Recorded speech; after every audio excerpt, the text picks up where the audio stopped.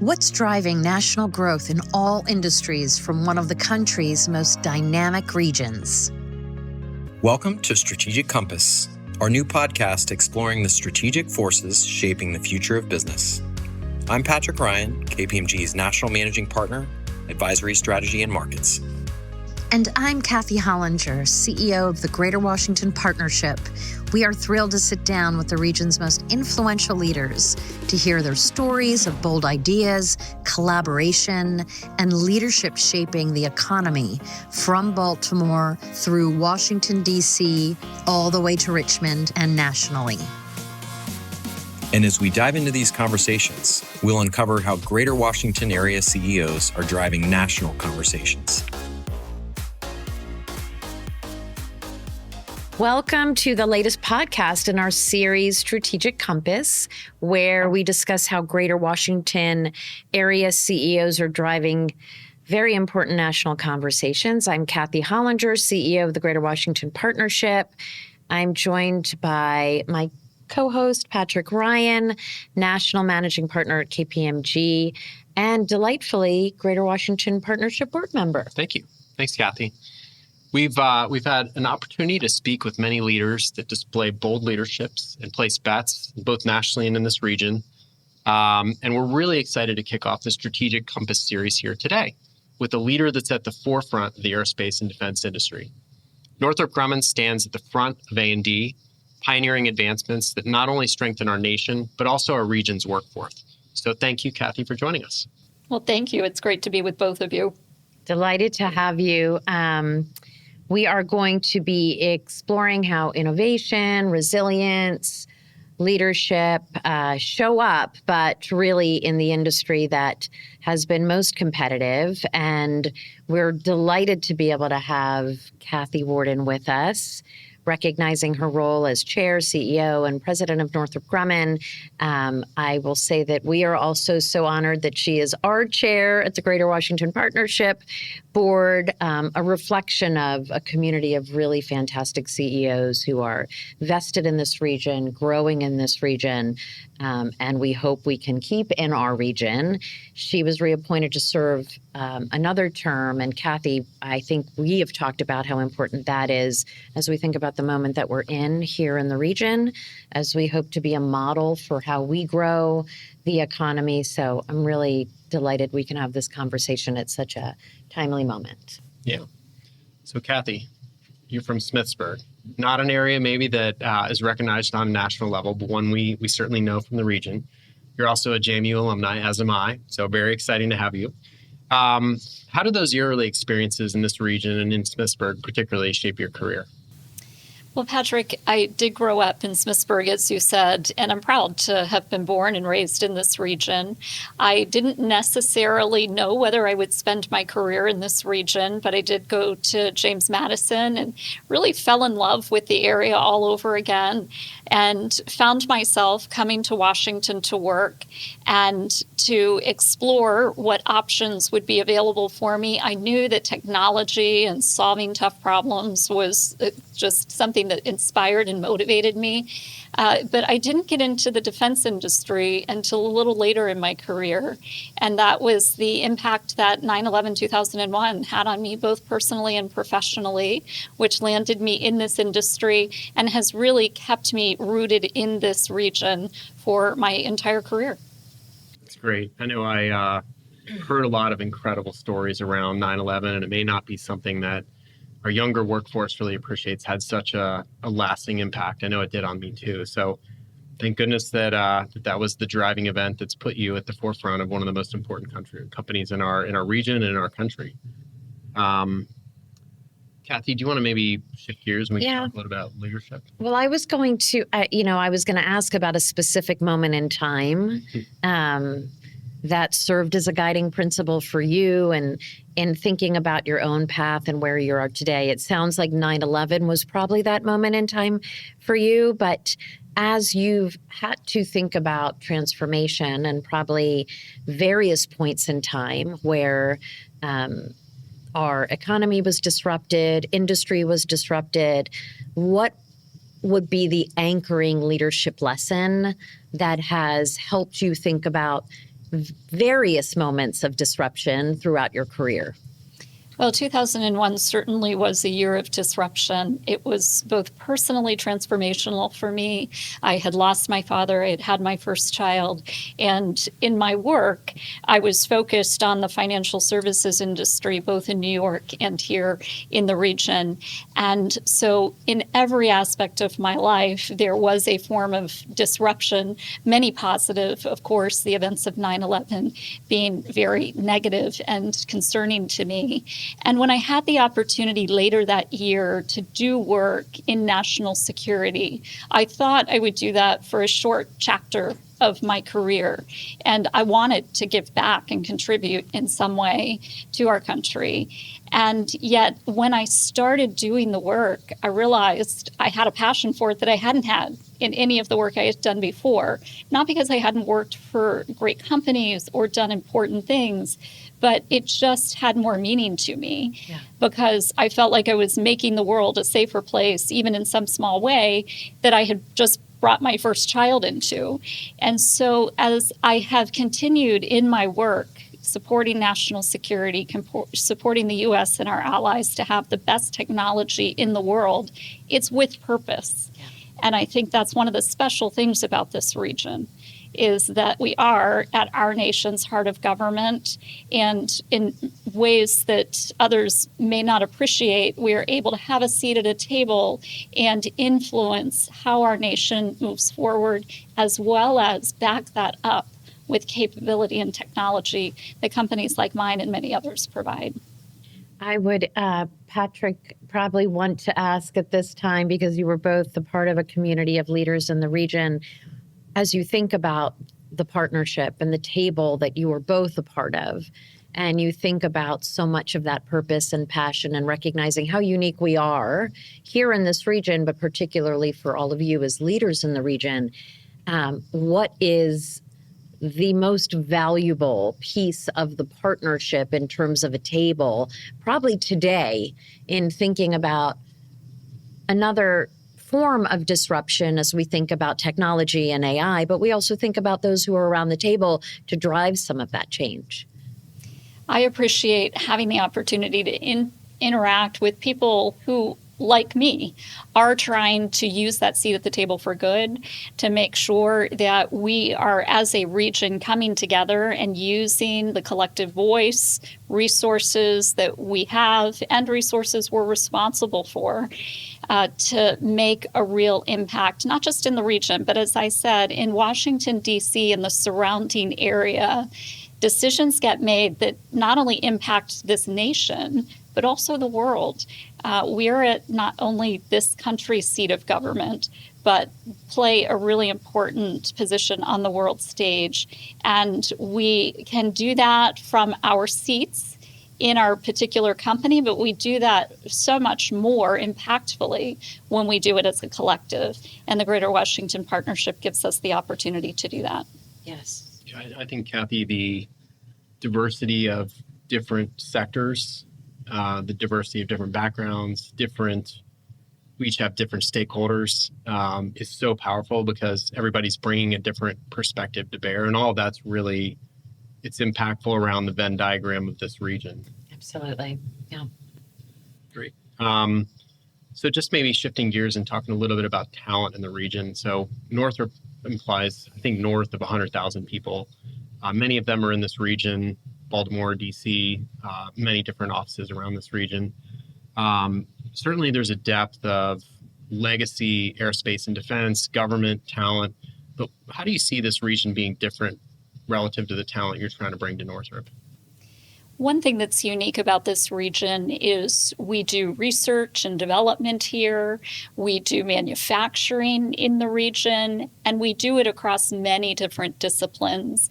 And that is a testament to this region having talent of all types. And you mentioned diversity of backgrounds, skill sets, education, and we have just a rich set of everything from K through 12 education to technical colleges to universities and higher levels of research that are happening in this region that we can draw from, partner with, to do our work.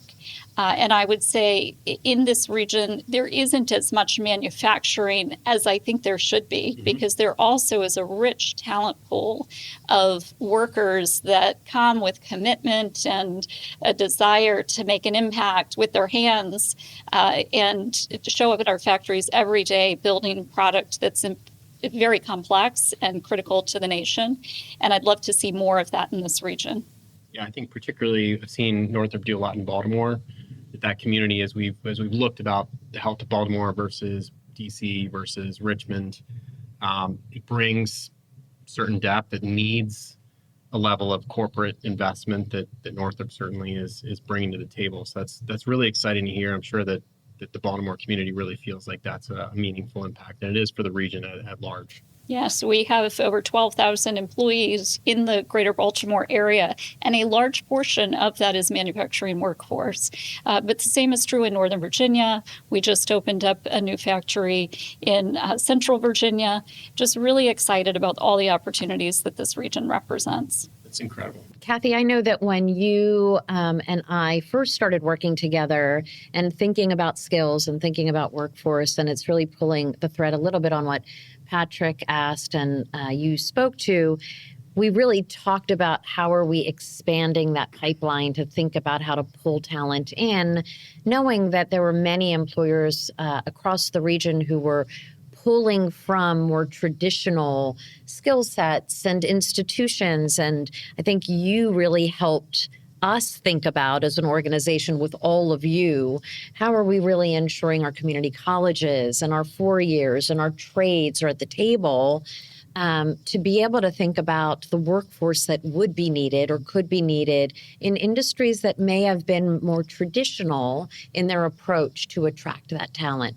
I think you're doing a lot of that by expanding your own scope of how to attract. Is that right? We are. And it's a recognition that not everyone wants to pursue a 4-year degree to land in a corporate job. And we have many jobs that do not require a 4-year degree. Some don't require a degree at all.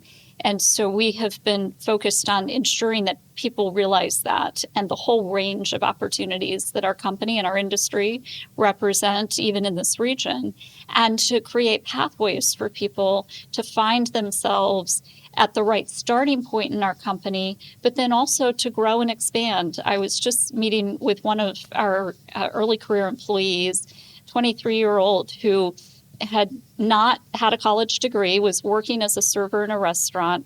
We contacted him, brought him into a training program. He started on our manufacturing floor, loved the work that he was doing, but said, I think I can do more. I want to aspire to a leadership position. So we helped him get a technical associate's degree, and he is now leading that work cell in our manufacturing plant. And when I was talking with him the other day, he said, now I think I can go on and get a 4-year degree because I want even more opportunities. And he said, I never thought that would be possible for me until I came to Northrop Grumman, and you have shown me a pathway that I didn't know existed. That's what inspires us to do this work. It's to help people who may not even know what they personally are capable of realize those opportunities available to them. That is fantastic to hear. And I think it requires both the how you show up as an employee, but also leadership in terms of how to spot that kind of talent and potential. I think it's also, I mean, just thinking about, we spend a lot of time at KPMG thinking about how AI is going to disrupt everything in the world. And it's easy, I think, to get anxious or worried. I feel a renewed sense of comfort hearing that, there's a lot of things that are important for the American people that require hands and doesn't necessarily always require a 4-year degree or a master's degree, that you have somehow built a conglomerate of different backgrounds that really feeds into this region, that represents this region. So it feels like that's a really bright spot for us here, that this is a diverse set of skill sets built on serving a wonderful client with growth ambitions that we should all aspire to be that. Yeah. So it's great. I think that it used to be very specific industries that offered those opportunities to come in and grow within. I think we're seeing that more and more industries have to rethink and reset and consider the skills that are in place for that individual to be able to show up in ways that the employer will also bring along. And it's encouraging knowing what we're trying to build in terms of future ready economy here. Yeah. Technology really has enabled us to do some of what I just described. Because if you can, on the manufacturing floor, have automated work instructions or HoloLens glasses that are showing an employee exactly what to do, they learn very quickly utilizing that technology assist. And then they can expand to the next stage of contribution. And that's true in every job class. It just takes time for a corporation to figure out how do we apply the technology to the work so that we're assisting people, not replacing people. How do we enable technology to be a leverage point, not something that that workers fear because it's going to take over their work? Mm-hmm. And we've been very focused on that. And I would say quite successful in doing that in all job classes in our company.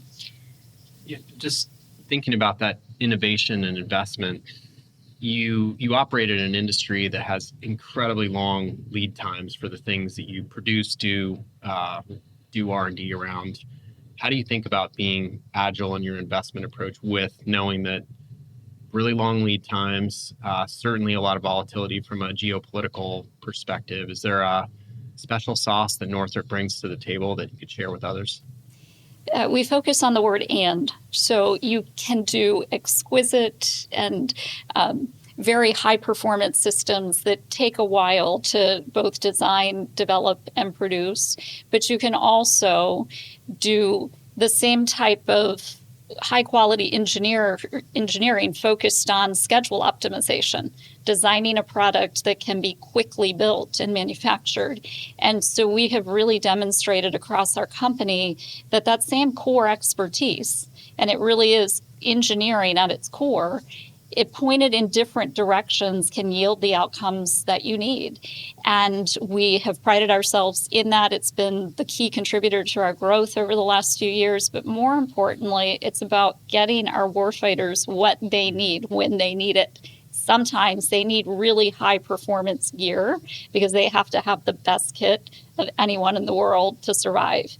And then other times they need mass. And that mass has to be affordable. It has to be deployed into their hands very quickly because they're responding to something that was unanticipated. And we have the capability within our company to do both. It's a matter of getting resources to the highest demand need at any given time. And I assume having an incredibly agile research and development function. Yes, very much somehow so. You have managed to have this secret sauce for decades and decades and made lots of very strategic, right decisions along the way. Well, and that also goes back to people passing their knowledge and know-how from one generation to the next. And it's in a company like ours where technology leadership is so core to us providing our customers what they need. We have to have a system where people do share. They share knowledge, they share work products, and that they are there for the common good. It's one of our core values. We have 4 core values, and one of them is committing to collective success. And that's not just about collective success with our customers, it's with one another and bringing the whole power of the corporation to solve those tough problems. And I'm really proud of our entire team because they work in a cross-functional way to share knowledge to get the best outcomes. I would say also, the point, you work within a highly regulated environment. You absolutely foster a culture of innovation. But how do you balance that knowing that speed and security have to go hand in hand, but one may pull the other down in terms of the core value you're talking about, but particularly as you think about innovation and fostering that culture within your organization? We talk a lot about speed and quality and safety need to coexist, that you can't think of them being divergent from one another, but that often your fastest path is the one that is done right the first time. That's having a quality mindset. That probably is a good bridge to AI. We can't have a conversation without talking about AI, but it seems like the same principles would apply, that if you are clear on your guide rails, you've made right decisions around risk and governance up front, then you empower people to use technology as best they can to do the job. Do you have operating principles or ways that you found you effectively were able to deploy technology and AI in your workforce? We do. We have an AI roadmap that lays out across the company what we are working to achieve and measures our outcomes. And, like any new technology introduction, we have learned along the way. Some things that we thought would be better with AI assist actually didn't materially improve. And so we needed to be agile and pivot and decide to focus our resources elsewhere. But in other places, we had transformative outcomes that we perhaps didn't anticipate. We are still on that learning journey, and I think we will continue to be with AI, just as every technology evolves over time.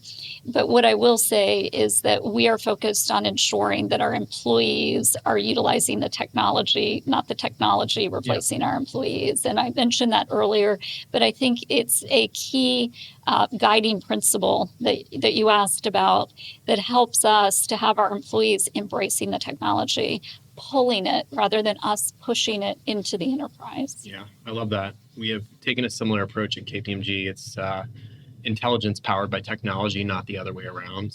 But I like the way you phrased it, so I might borrow that going forward. Yeah, that is absolutely feedback we hear more today, even versus 3 months ago, from employers around the region in terms of thinking about ways in which employees can embrace versus any sense of fear to embrace or fear to force to embrace. Being forced. That's right.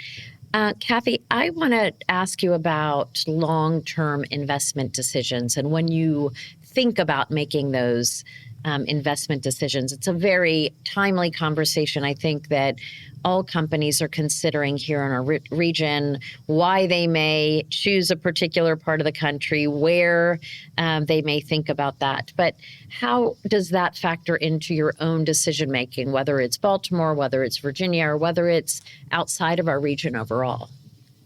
Well, we pick a place to operate that we feel is going to be good for our workforce. That's, often put in the context of, is it a business-friendly environment? But it really, in my mind, is there affordable housing? Is there the transportation to get to work every day without spending hours in traffic? Is there a tax structure that allows our people to have the earnings that they have paid to them brought home and put to work in their family?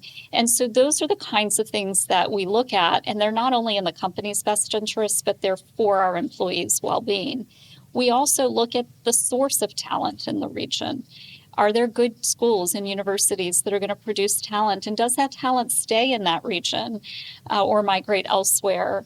And finally, we think about things like, do we have just even the natural resources we need? Energy, water, in manufacturing in particular, we consume those things, but we also look at ways to preserve those resources. So is it a place where sustainability is also top of mind? Those are just a few things that we think about, but really important to recognize that in most cases, these are not about what it is to be business friendly. This is what it is to be people friendly, so that we can attract, retain, and motivate a workforce to come and do our important work every day. That's right. I think we know that our region has so many of those assets, and I think the region is working to consider how that quality of life, affordability, being able to move around, being able to live, work, and play here in a region, we're working on that, right? I think the governments are working on it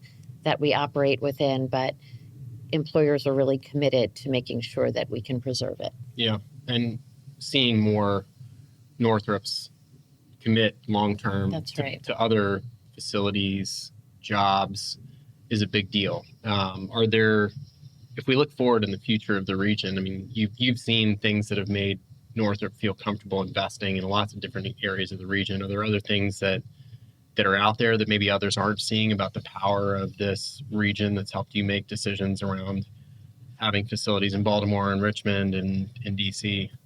We have worked with the local governments on all of the issues and opportunities that I just outlined, and have found in this region that the government partnership that we have, whether it's in education, and we often bring funding. We aren't coming empty-handed looking for the government to do something. We are coming with resources, both financial and our talent, our people's time, to commit to school systems to help them build the curriculum we need. That has been embraced with open arms in all areas of this region. The other thing that we have been very focused on is helping our employees acclimate to this region, because we are a net importer within our company. We are bringing people and moving people into this region.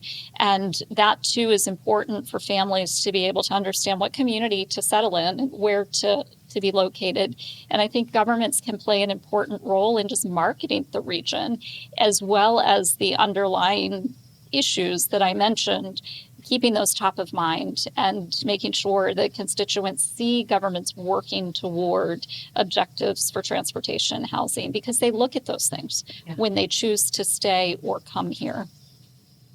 Kathy, you've served as a mentor to so many. I mean, of course, you are a champion for our organization. You chair other organizations. You bring so many along within your industry, but I just think about people you have touched throughout your career.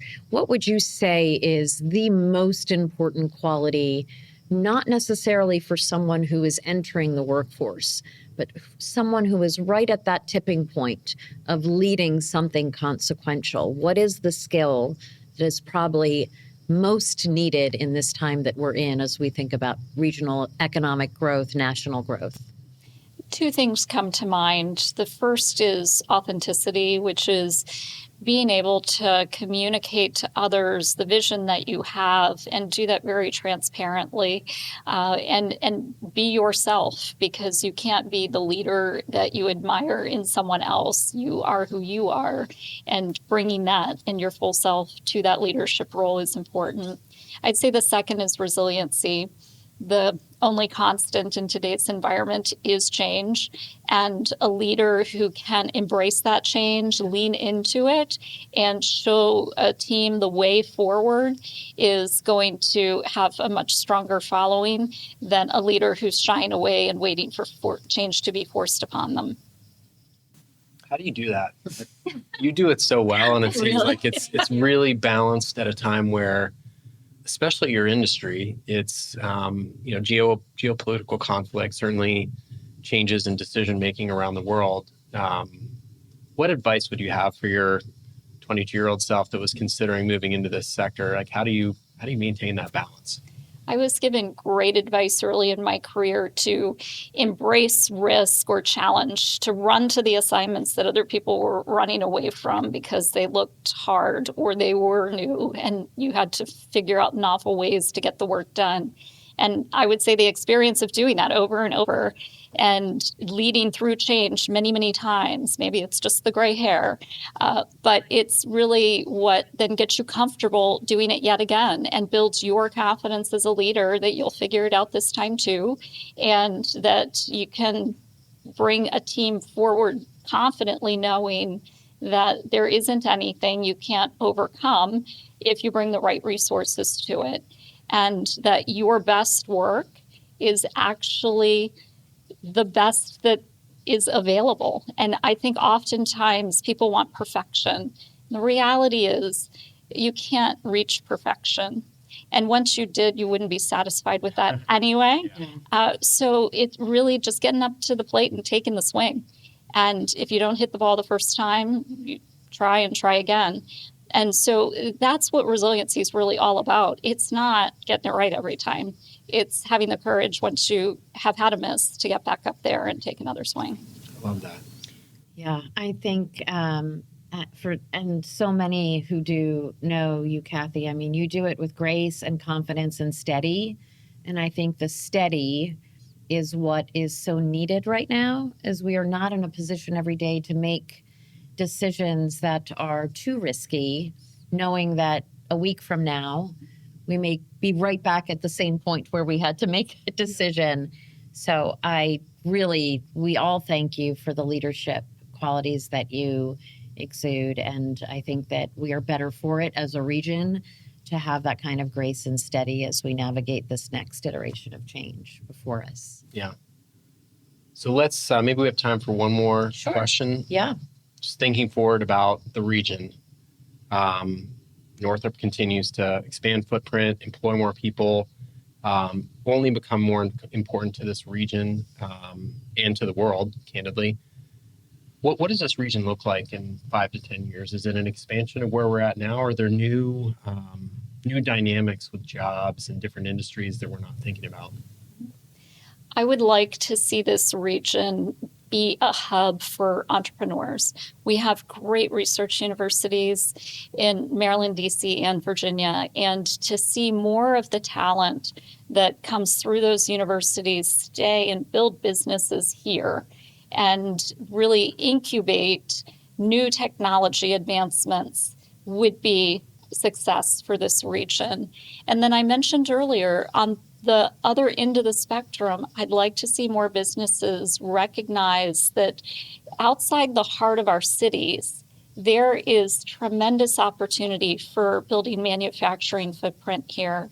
Great resources, very affordable environments. Yes, you have to travel a little bit outside of Baltimore. We built that plant many years ago, and it's a great place to operate. But as we expand, we're looking a little further out of the cities. But Maryland and Virginia, in particular, have just tremendous resource to offer businesses who want to build manufacturing footprint here. We're seeing pharmaceuticals in particular take this region up on what it has to offer. I'm hopeful over the next decade it'll be discovered by more industries and that we'll see more talent rush in. That's great. Well, Kathy, I agree with everything you said. So thank you, Kathy Warden, for being such an incredible inspiration to us. It makes my job easier seeing you so well balanced and level-headed and bold at the same time, continuing to make investments in this region. So we're following your lead in that regard. It's been a great discussion today. I look forward to the diversification of the region under your leadership for the next 10 years. Well, thank you both. It's been a pleasure to serve alongside of you at the Greater Washington Partnership and to have talent like you in this region as well. Great. Thank you. Kathy, it's been fun. Thanks for tuning in to Strategic Compass. We hope you'll join us next time as we continue our conversations with the Greater Washington area CEOs shaping the future from Baltimore through Washington, D.C. to Richmond and nationally. Subscribe to Strategic Compass today and follow us for more insights from the corridor's most influential leaders, helping you stay informed and inspired.